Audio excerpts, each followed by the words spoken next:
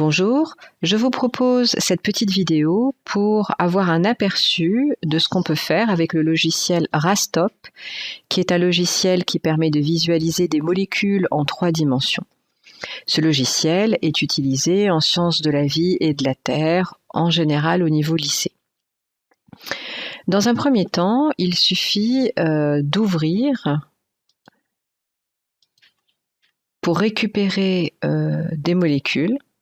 En général, elles sont .pdb et Rastop propose directement dans son répertoire molécules de récupérer les molécules qui nous intéressent.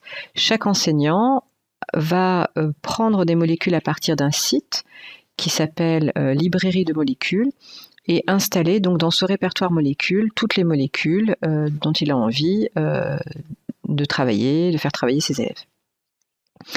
Le logiciel Rastop est un logiciel gratuit. Il suffit de taper dans un moteur de recherche télécharger Rastop. On tombe directement sur les sites qui permettent de le télécharger gratuitement. Je vous propose aujourd'hui de travailler sur des molécules, par exemple l'amylase, qui est une protéine, c'est une enzyme, un anticorps, qui est également une protéine, et la protéine GF. Alors, on va dans un premier temps, par exemple, ouvrir la molécule d'anticorps. Donc, elle apparaît sous cette forme-là spontanément. C'est-à-dire en, ici, fil de fer. On peut la représenter ici avec les sphères Van der Waals, en étoile. En fil de fer, donc c'est le modèle qu'on nous propose dès le début d'office. Nous, en SVT, souvent, on travaille avec boule et bâtonnet. Donc c'est souvent la structure qu'on utilise. Cette molécule, avec la souris, on peut la déplacer, la tourner, etc. On peut également le faire ici quand vous avez la petite structure rotation qui est cochée. On peut déplacer la molécule avec les petits carrés ici. Ça revient un petit peu au même avec la souris. Si on utilise cette fonctionnalité-là, zoomer, dézoomer, on peut déplacer la molécule de droite à gauche, ici de haut en bas, et avec cette structure dézoomer ou au contraire effectuer un zoom. On peut, quand on a cette forme boule et bâtonnet, on peut voir les atomes sous forme de sphère, représentés sous forme de sphère, et les liaisons qu'ils effectuent entre eux sous forme de petits bâtonnets. Alors, par exemple, si je clique ici sur l'atome qui est représenté en rouge, on me propose, dans cette zone-là, c'est une zone où il y a pas mal d'informations. Toutes ces informations ne sont pas utiles au lycée. On m'explique qu'il s'agit d'un atome d'oxygène. Le rouge dans Rastop représente l'atome oxygène. Le bleu ici, si je clique dessus, on me précise qu'il s'agit d'un atome d'azote. Toutes les informations qu'il y a derrière sont des informations un petit peu plus compliquées. Cet atome d'azote, il est au sein d'un groupe avec ce nombre-là. Il appartient à l'acide aminé lysine qui est en position 114 sur la chaîne B. Donc il y a quand même pas mal d'informations, mais finalement, nous, ce qui va nous intéresser, quand on a la petite flèche noire, c'est que la structure bleue sur laquelle j'ai cliqué correspond à un atome d'azote. Ainsi, la grise ici correspond à du carbone. Donc on est en mesure effectivement d'avoir pas mal d'informations. Ici j'ai du soufre dans une couleur un petit peu ocre.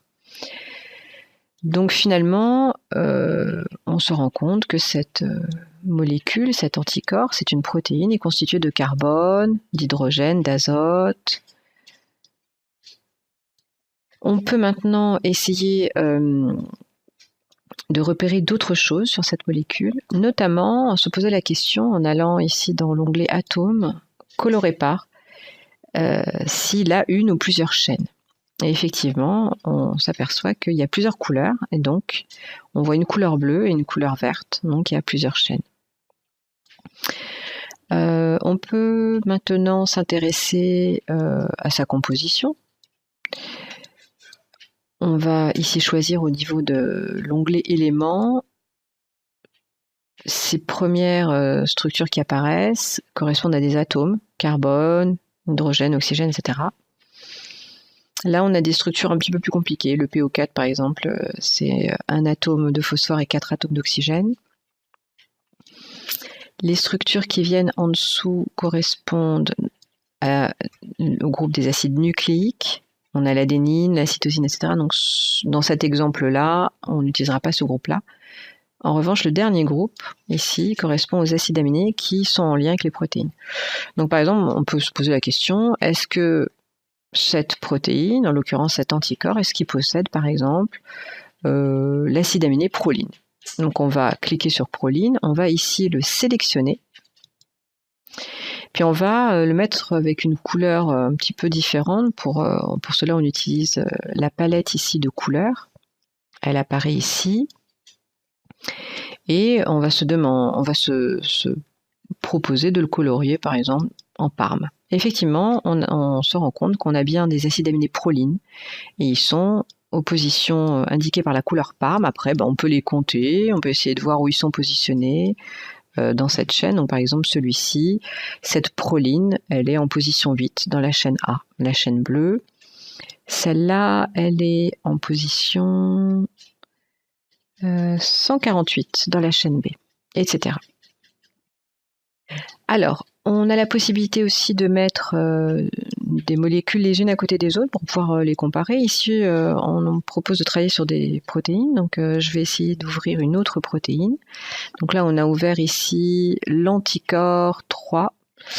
On va, par exemple, ouvrir l'amylase.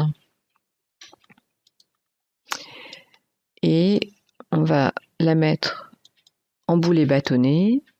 On va essayer de voir s'il y a plusieurs chaînes. Donc là, on a surtout une seule chaîne. On peut choisir la proline, comme tout à l'heure. Et on peut essayer de voir si on arrive à la colorer en parme, s'il y en a. Ouais, il y en a aussi. Voilà. Et du coup, on peut comparer le nombre de prolines qu'il y a sur les deux protéines en utilisant l'onglet Fenêtre. Mosaïque verticale, puis voilà, si on a envie de comparer le nombre de prolines, voilà. Alors, on va ouvrir la dernière protéine. Le dernier exemple, c'est la protéine GFP.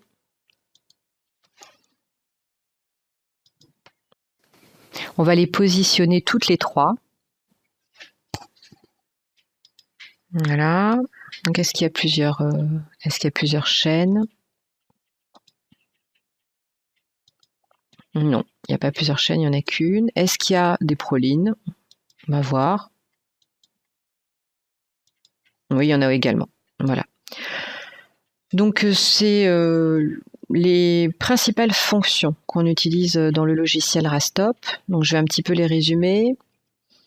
Fichier nouveau pour ouvrir une nouvelle fenêtre. Fichier ouvrir, récupérer une molécule. Donc, par exemple, on peut récupérer une molécule ici d'ADN, pourquoi pas. Voilà, donc la molécule ADN, elle apparaît ici.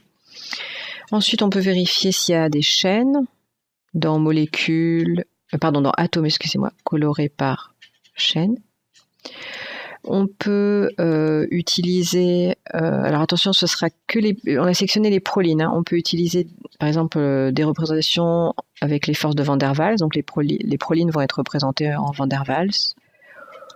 Voilà, on peut changer les modes de représentation des molécules. En général, nous on utilise souvent boulet bâtonné. La palette de couleurs qui est présente ici permet de colorer ce qu'on a sélectionné. Donc pour sélectionner, il faut qu'on récupère l'élément qui nous intéresse. Donc par exemple, si on décide de colorer ici les hydrogènes, on les sélectionne et on va mettre les hydrogènes, par exemple en jaune.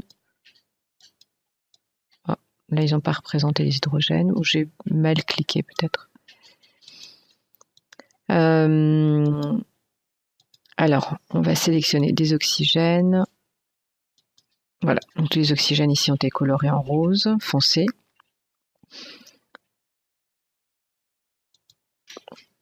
Après, on peut s'intéresser effectivement à des structures, si on a des structures en hélice, des structures coudées, on peut s'intéresser au type moléculaire, est-ce que c'est protéique, nucléique, etc., au niveau des propriétés. Voilà.